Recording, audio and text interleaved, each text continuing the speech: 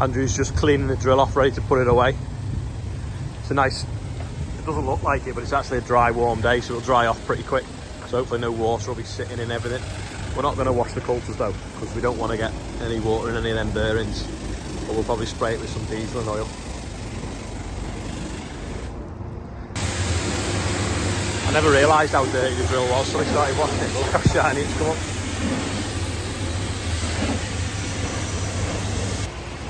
See if the combine starts, pull it out the shed, and then we can put the drilling behind it.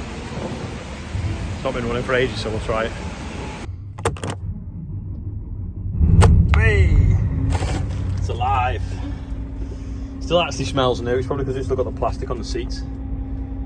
I'll leave the plastic on the seat for as long as possible, then it feels like you're driving a new combine.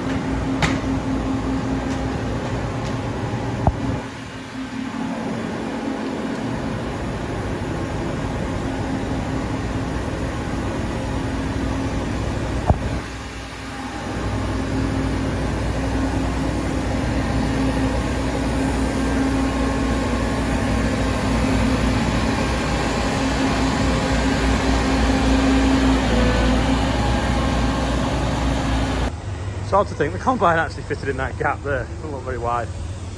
Not sure if you can see, there's a hair there running, but this is the Volunteer oilseed rake. A little bit patchy just there, but it looks pretty good considering it's not really had any inputs. All we've actually done is given it a little bit of fertiliser, so we'll see how it goes. Just putting some nutrition on this spring wheat, a few thistles in it we'll have to knock out, so probably the next time we come through we'll be doing that. Nearly finished, only a little feel this one. There's the bloke bus back. Rob and Sam have been moving gas guns round. Quick refuel and a driver stop. Andrew's going to go to Lim, I'm going to an MFU meeting, but it's not really a meeting, we're going to look around someone's farm. Also, if I forget later on, Rory Butcher, happy birthday, that's my nephew. I'm going to do the birthday bumper tonight. Andrew's been super efficient and put the drill in the back of the shed and then the combine back in. But now we've got like a big dead space here and then we can't cut through from the workshop. So we're going to pull the combine back out, pull that forwards, then back in again. So we've got another bay then. More usable space because this is dead space. Andrew's getting all the sap off the birthday bumper, so later on it'll be dry and we can do it properly. Go on! A little bit! That'll do! Moving it with the Merlot. Be gentle, Andrew. We might have to wash the window, it's full of rubbish off the tree. This is a seriously pimped 750A drill. Applicator on the back with broadcasting behind. Then got a tank in the middle which can inject clever stuff onto the seed. Then the main seed hopper, and then a micro applicator that can also blow it into the venturi. So you can put on 1, 2, 3, 4 different things as you're going through. It's even got road cleaners on it as well, which go along and knock the straw out the way, so that you're just putting the seed into little black lines, and then you don't get any allelopathic effect, which is when the straw rots and makes it a bit acidy, the soil. That's knocked to one side away from the young seedlings. It's been chopped and extended as well so that you can fit the tanks on. And then these are like kidney dialysis pumps that can pump any sort of liquid out of that tank, even if it's got lumps in it, because it's like a dog bone spinning on a silicone pipe. It just keeps pushing the fluid through rather than having to push it through like a diaphragm or a piston. This is Tim's crimper roller, made by his design. It's got extra paddles so that it does twice as much crimps, and it's got airbags underneath to control the pressure. So it's just over 3 metres wide, goes on the front of the tractor when he's drilling and crimps it all, and if it's frosty it does an even better job. See, we've got LED lights. See the wagon airbag suspension there to control the pressure. It's got a mint trailed sprayer. Size of them row crops as well, proper tall then. Tread on them. What are they? Oh, Michelin's. This field of milling wheat at Tim's, that's a heritage variety in the middle. And this is 4 different varieties of wheat, all with different characteristics so that they don't have the same disease pressure. It's amazing. And it's only had, well actually this has had 120 kilograms of N, but no fungicide or no herbicide all year.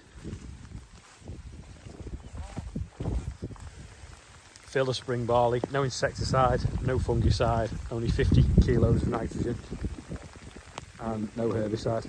And it's now raining and we're all getting wet, despite being in the barn most of the day. When we've come out into the fields, it's now started to rain. It's clean though, isn't it? That's obviously the crimson stuff, but where's the other stuff? The berseem is pretty hard to pick out. I can't see any white, I can see some other. The white's the real difficult one. I don't do brilliantly with the white, I'll be honest. There is some eggs, I've seen it, but it just takes some spotting. This is them power lines. Sounds like a swarm of bees, doesn't it? Yeah, especially when it's rain. It's good that, isn't it? And that was drilled the same time? Yeah. This field of X days has only had 50 kilos of nitrogen.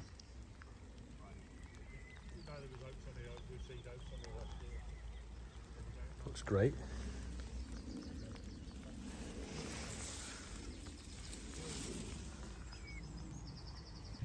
Can anyone guess what that is?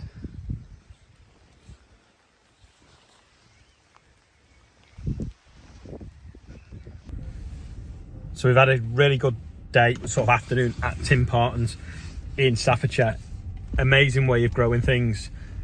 Very, very sort of headspace intensive and a lot of analysing. So he sends a lot of tissue samples off to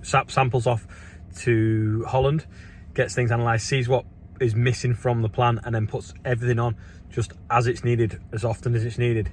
And he manages to grow stuff with no insecticides, which we don't use anyway, no fungicides, and very little mineral N fertilizer. He tries to get the mycorrhizals and all the different things, the soil biology, capturing its own nitrogen out of the atmosphere and putting it into the roots. So it's a transition period he's been doing for the last sort of 7 years, and it seems to be working for him, but it's very, very, very technical stuff, and he uses words that I can't even pronounce. Anyway, just got back, but we had some people staying in Brookhouse over the weekend, and they've managed to break a sofa bed, damage a door, damage a wall, and lose a set of keys. So I've got to go up there now and see if we've got the right set of keys for it. But I think we've had 7 hen doos in a row, not a problem. And then I think we've had a family or something this weekend, and done loads of damage, which is a bit of a pain. They pay a damage waiver, so we'll take that out of it. So hopefully we shouldn't be out of pocket. But I've had to order a new sofa bed, and we've had to have someone in to fix the door and someone to sort the wall out, and now I'm messing with keys. Nothing's easy, is it? Especially on a Monday. Found some keys, so that's good. But how do you damage the wall there? And then also, like that up there. Let's have a look. Proper, like, as if someone's like hit it with a bottle, and then hit that with a bottle, and that. I think someone's clearly had a domestic. Sorry, yeah, for those of you that don't know what Brookhouse is, because you're new to the channel, it's a farmhouse, I'll show you the outside in a minute, that we rent out for as a holiday let. It seats about 20 people, there's 8 double bedrooms, and then there's a few sofa beds. Anyway, it's like mid-clean at the moment, that's why everything's like laid out. They'll be back tomorrow to finish off, and that's a tree in the living area. That's the view down the fields. The rest of the barns that I need to sort of develop. Got permission to think nearly, well, it's in at the moment, to turn them into offices. And then we've got a well as well in the kitchen. You see down the well. Yeah, great space for big parties. And get a lot of hen do's anyway recently. We'll go back down, I'll just show you. One of the bedrooms are all pretty similar, the way they're laid out. But yeah, this is just one of the bedrooms. And then it's one of the bathrooms. And this is what it looks like from the outside. So that's the house, and then this is the rest of the yard, which is yet to be things done with it. So this is what you saw out the bedroom window. Got an application in for them to be offices, and then I'm debating now whether to turn that big barn there into another sort of like house like that we can Airbnb for big sort of family get-togethers, because it seems to work really well at the moment. This is a sand paddock as well. James is asleep and he's just got a new t-shirt, and you know the bank lots when they send you send you a present for your newborn child as well. So thanks to the bank for that.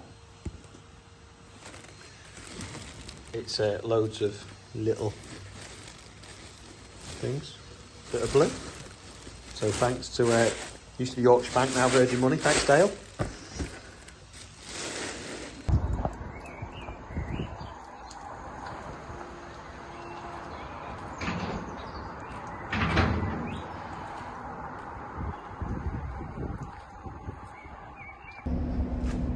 This is today's birthday bumper. Rory Butcher, Josh Lade, Mike English, and the total today is £2,348.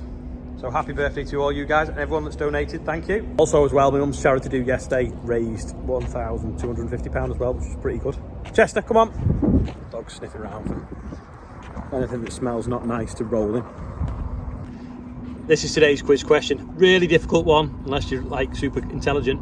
What is this light off? Chester's just climbed on top of it. Anyway, if you think you know, leave a comment below. I'm sure someone will have worked out where everything is in the yard, where the weighbridge is, and where that machine's been parked, because it has been there for a few weeks. How are you feeling today? I'm feeling 85%. Got a little bit more sleep last night, but how are you? Leave a comment anyway, let us know. See you tomorrow.